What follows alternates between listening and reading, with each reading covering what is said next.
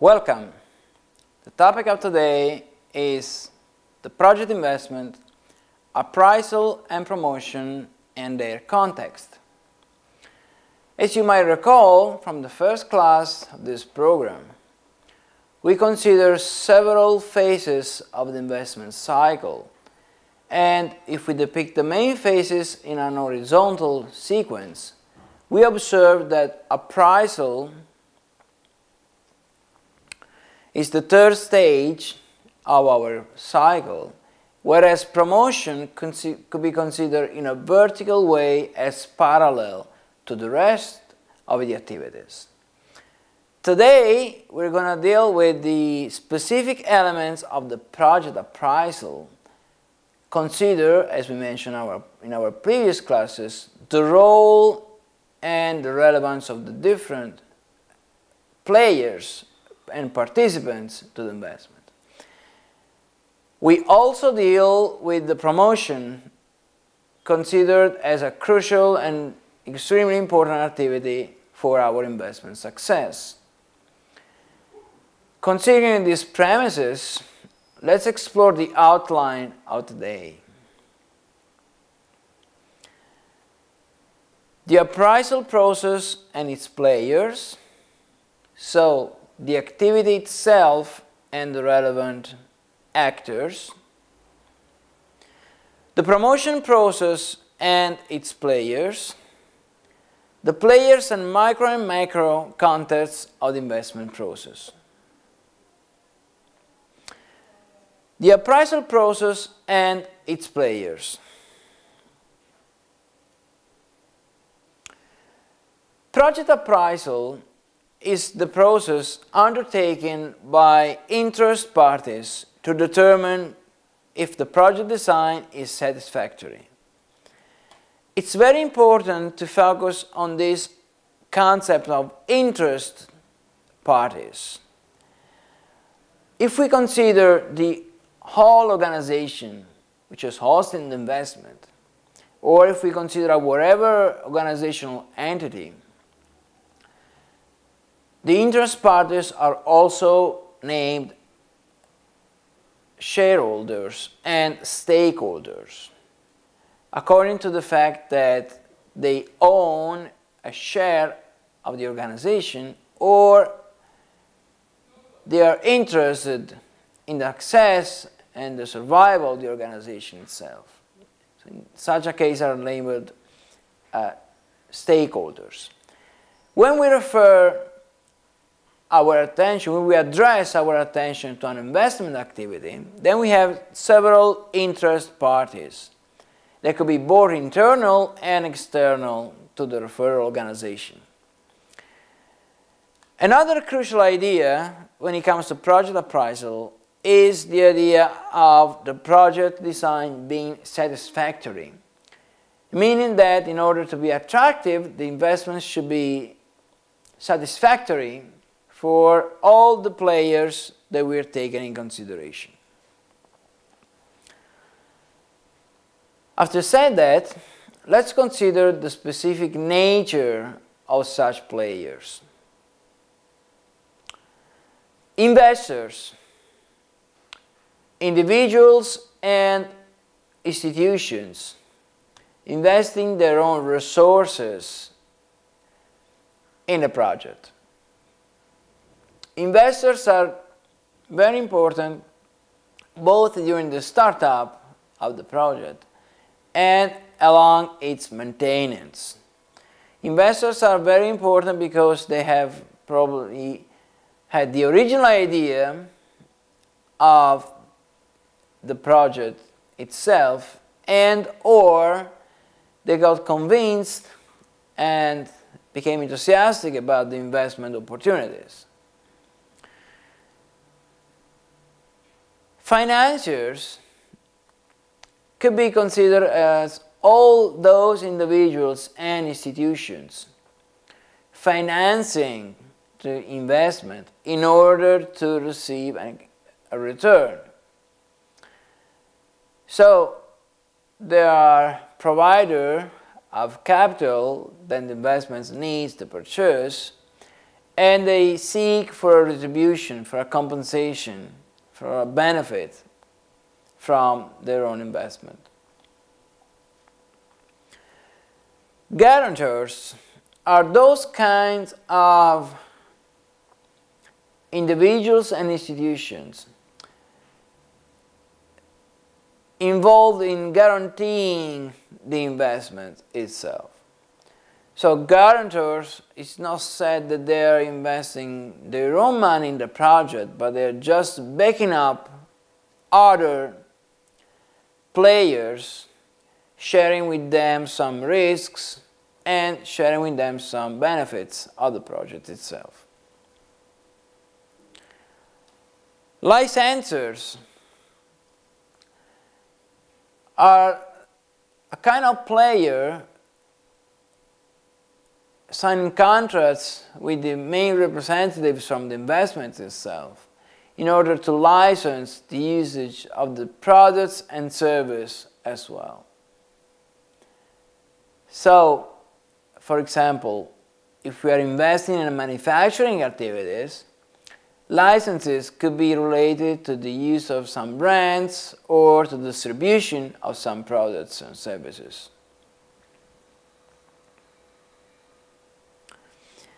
Why appraisal is so important? Why appraise a project? In order to understand the likely consequence of the investment to begin with. So, the phase we've dealt with in the last class was about preparation. Appraisal is a consequent phase in the sense that all the consequences should be taken in consideration.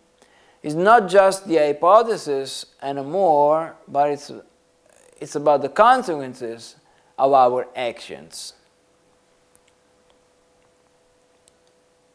Second, to ascertain the risk involved. So we have some hypotheses deriving from the market analysis, for example, from the financial analysis or the technical analysis. Here, during the appraisal, we have the exploration of the alternatives, and the appraisal should embed the analysis of the risk as well, related to each single alternative. As we know already, if we consider different alternatives and a different set of probability, we have something which might call scenarios. Third, appraisal is important in order to decide if the investment should be taken. So the final and ultimate outcome of the appraisal is the decision about whether to invest or not.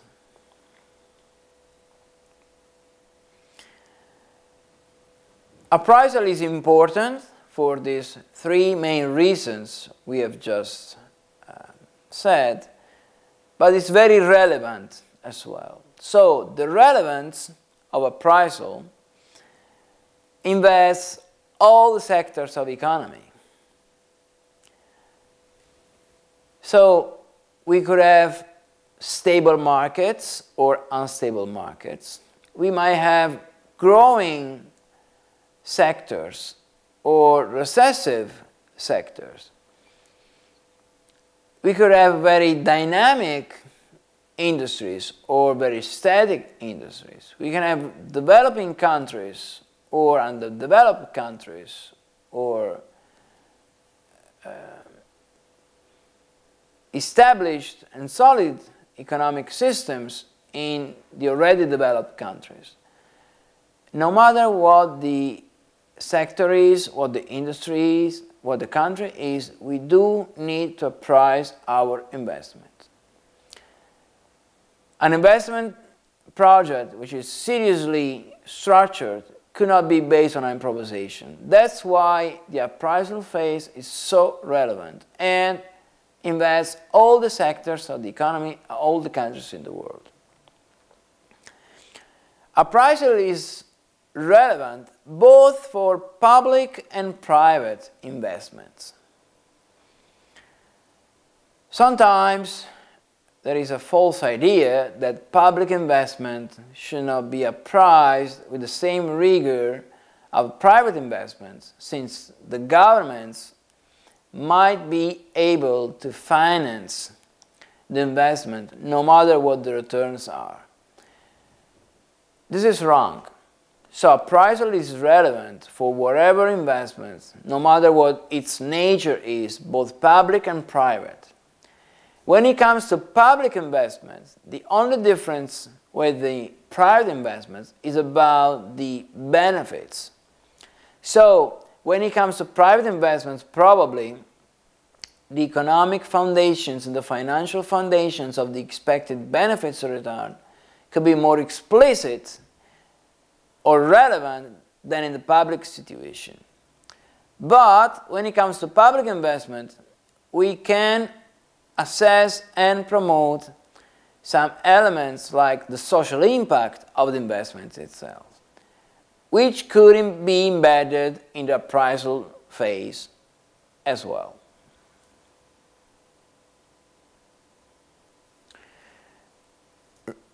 Appraisal is important and relevant for all kinds of projects. Of course, we need to distinguish the different nature of the investment itself. So it might be extended to new investments,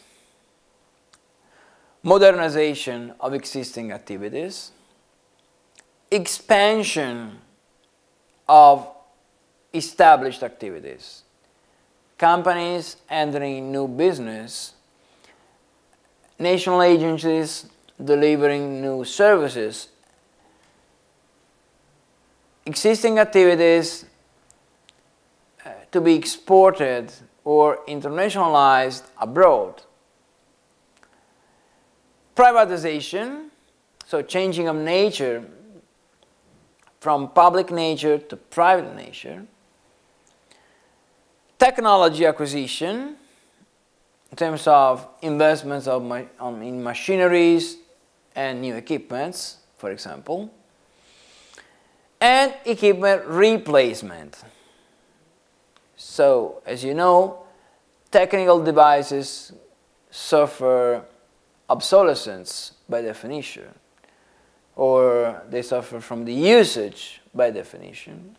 So the replacement of such technology, it's a source of investment itself. And in all these situations, the investment appraisal is equally important. It's just probably shaped and structured in different ways.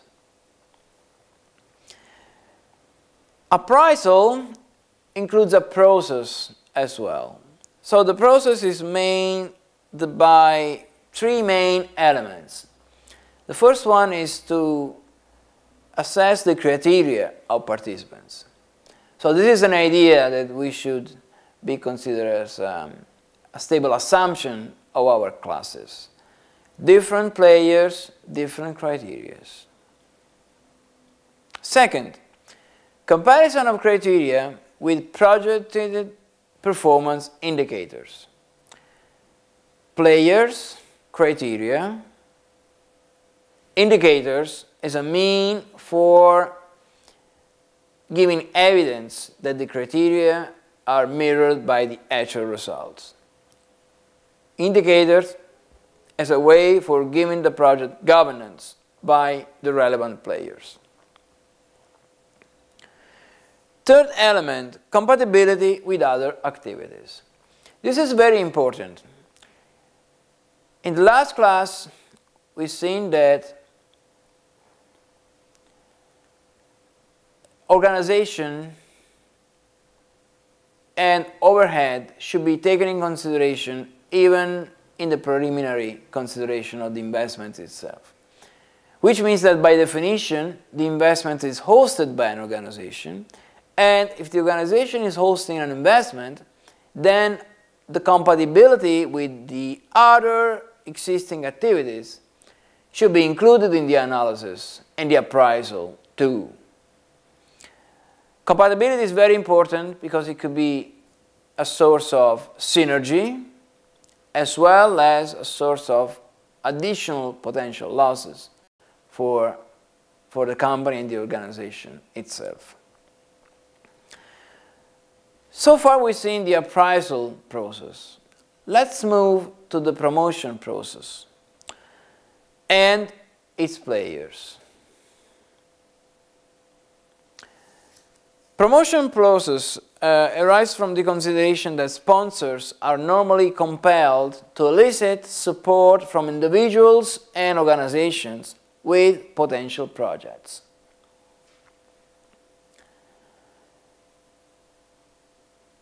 Promotion objectives could be summarized as follows.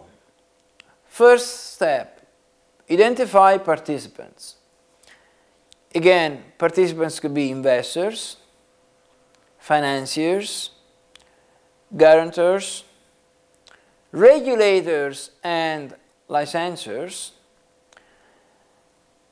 and suppliers. We are already familiar with all those potential players. As you can see, if the aim is to collect promotion, to collect support, then all these players could play a crucial role in sponsoring and supporting investment. Second, determine criteria. Third, obtain commitment. So again, identification, criteria, outcome in terms of commitment, support. When it comes to promotion, as in all the marketing activity we might consider, we have different channels. So the promotion channels for an investment of such a kind could be many, and they're going to be exposed as follows.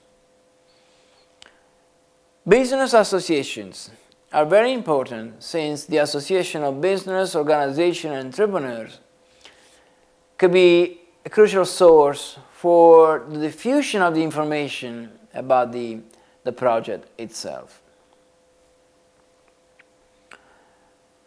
Such associations could host events and organize thematic workshops on the subjects which are related to the investment. Chambers of commerce are another important player when it comes to promotion of events and investments. Lending institutions. When it comes to lending institutions, it's important to recall that lending institutions could provide the investments a secure line of credit. But at the same time, they could be sponsor of the initiative as well and act as a fundraiser for the investment itself. Regulators and licensing authorities, if the project is considered socially relevant, for example, it's the interest of regulators to promote such an initiative. Planning agencies, when it comes to territorial marketing, for example, if we have active agencies on the territory, interesting investments could be considered as a part of the marketing strategy itself.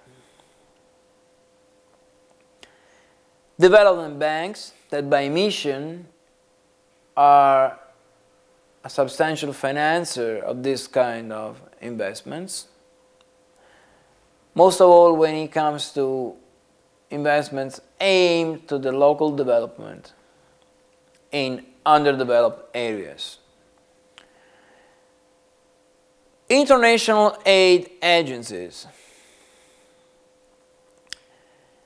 which are very important, like the United Nations Industrial Development Organization, and if we consider that everything that this kind of agency does for the promotion of developing countries, we might recall that all these investments could have crucial support by these agencies.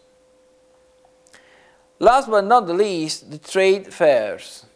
Trade fairs are very important because they are able to let demand and supply to encounter in common spaces. So fairs are very important because promoters could show and expose their own ideas, as well as possible financiers could find the proper way for investing their own capital or lending their own capital. So we have appraisal and its players and its peculiarities. We have promotion, its players and its peculiarities. Let's see what are the players and the micro and macro context of the investment process.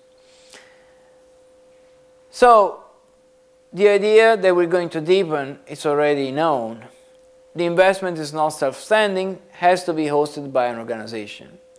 The organization implies players and environments, both at a macro and a micro level. Macro context.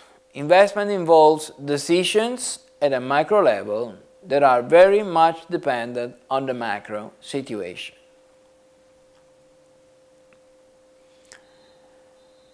Let's start from the macro or external variables. First one is the economic environment in terms of growth, inflation, recession, opportunities. Government policies. As you know, governments could play a crucial, very active role in attracting some investments or constraining some activities. For example, the promotion of some free trade zones or the establishment of high-tech areas, or the provision of incentives to individuals and companies in order to adopt some technologies or to refuse some, let's say, polluting technologies, could be a very important source of magnitude for activities, both at the local level and at the international level. Political legal aspects. When it comes to the political aspects, the stability of the political situation as well as the ease of dealing with legal aspects is crucial for the external environment in which the investment is going to be developed in. We might recall that one of the most important macro level indicator is the ease of doing business in a specific country.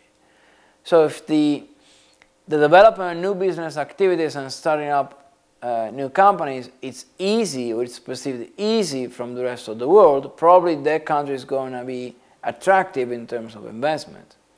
If the level of corruption is very high and it's very difficult to establish or shut down a business in a specific context, then probably such an area is going to be less attractive than the others.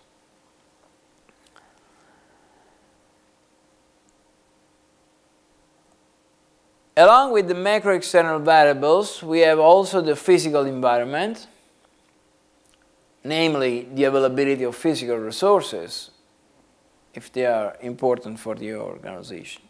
Natural resources, mines, or sources of water, for example.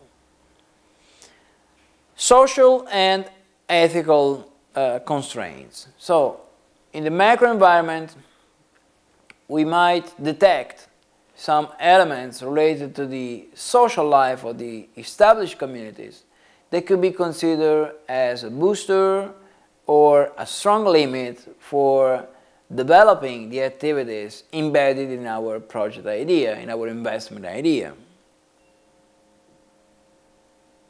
Again, we have the level of technology, which is very important in order to assess what the investment could absorb from the external environment.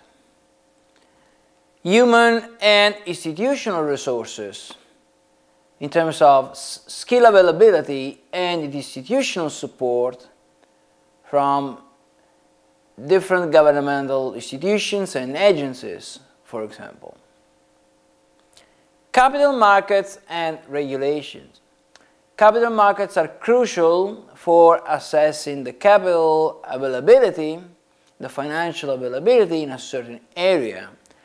Regulation about the protection of investors are very important in order to assess and appraise the risk related to the investment. Demand. Our investment is based on the production of new products or new services or in the creation of new ideas. Still, we need a demand assessment in order to appraise the investment returns in a proper way. Distribution structure is crucial in order to perfection the delivery of our products and services. So our product could be excellent from a technical or qualitative point of view, but it has to be reachable and accessible by the interested clients as well. So considering the ensemble of regulations and distribution channels, is not infrequent all over the world that the very same products are distributed in a totally different way in different countries. Then we have to consider the competitors. The investment is embedded in an organization, say a company, for example.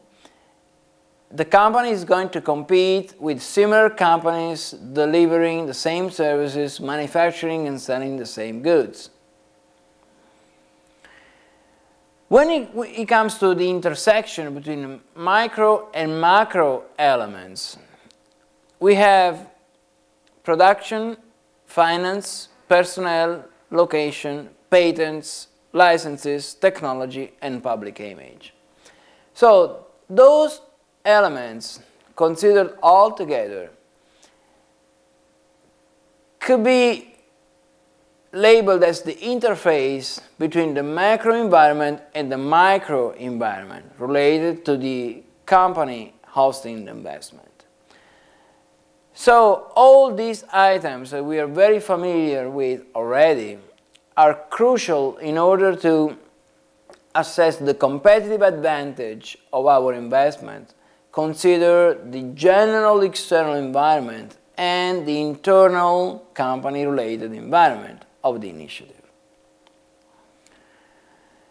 If we consider two or more countries, and if we consider the same investments targeting different foreign markets, it's pretty understandable that the comparison between the macro and the micro level is crucial for the investment appraisal. But at the very same time, it's crucial for the promotion of the project itself. Because if you consider the different natures of the players and different roles that the players might act in such a situation, namely promoting an investment, it's pretty understandable that the combination of all those elements and all those players could make the situation be very different from one country to the other. So again, the very same project could be appraised in a different way and promoted in a different way, considering the local environment we are taking in consideration. What's very important to assess as well is to consider the other elements of the external environment. Those other elements are related to what Michael Porter has labeled as the industry analysis by the consideration of the so-called 5 forces model. So the first force is represented by the pressure of substitute products. So if our investment is about manufacturing cars and is targeted to a local market, let's say that, for example, an American company is going to manufacture and sell cars in a third company in a different country, let's say India, for example. The existence of substitute products that could be bicycle, motorbikes, local transit system, it's a very important substitute product that should be taken in consideration. So the higher is the presence, the strength, and the competitiveness of such products, the higher is the pressure for the company, the higher is the threat that those kind of substitutes could erode the competitiveness of our investments, could reduce the expected profits of our scheme. In many developed countries, the substitution between the usage of the train and the airplanes in the short distance is becoming crucial. So in Europe, for example, in Italy, France, Germany, UK, the development of high-speed trains is becoming a real threat for the airlines. That's how the pressure of the substitutes could threaten the expected profits that we have embedded in our hypothesis in the investment scheme. Second element, negotiating power of buyers and suppliers. Now here, if our supplier could benefit of a high power, let's consider the only supplier as the only player, so we're dealing with a monopoly situation. If the power of suppliers is very high, then the margin for making profits is very low for the client company. At the same time, in a situation of monopsony, if we have just one very powerful buyer and we are one of the many suppliers in the market, we could suffer significantly from the power of these kind of buyers. So the negotiating power, which is not just related to the size, but could be related to the quality of products and services we're talking about, or the importance of the distribution channels we're referring to, it's extremely important to be taken in a proper consideration when we deal with the impact of the external forces on our hosting organizations and ultimately on our investment project. Threats from new entrants. If we consider an established industry and we consider our company or our organization as one of the incumbent, namely companies and organizations already present in such an industry, the threat from the potential newcomers, the new entrants, is another element that should be taken in consideration for assessing in a proper way the profitability of such an industry and ultimately of such an investment. So new entrants could be represented by startups that are aiming to target the same industry we are operating in with the same strategy, or they're aiming to attract and penetrate the same niche we are operating or we are aiming to operate. Or the threat could be represented by the presence of companies operating in different industries, considering to diversify their own spend, their own portfolio of products, and through the launch of new products and services, trying to occupy our niches of our industry. Entry and exit barriers could impact on the profitability of the industry as well. So if we have high entry barriers, it's more difficult for new entrants to access the industry. Regulations, legal aspects could represent significant barriers to the entry in whatever country or in whatever industry. At the same time, exit barriers could threaten the project we're going to invest in.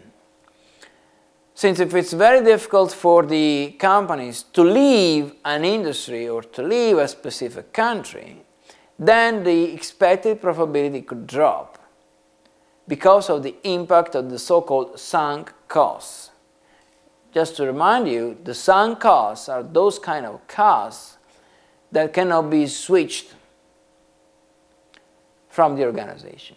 So even though I'm leaving the industry, if I'm not able to resell my machineries or reselling my facilities, then it's going to be a sunk cost for the company, which at the end of the story is going to represent a barrier to the exit.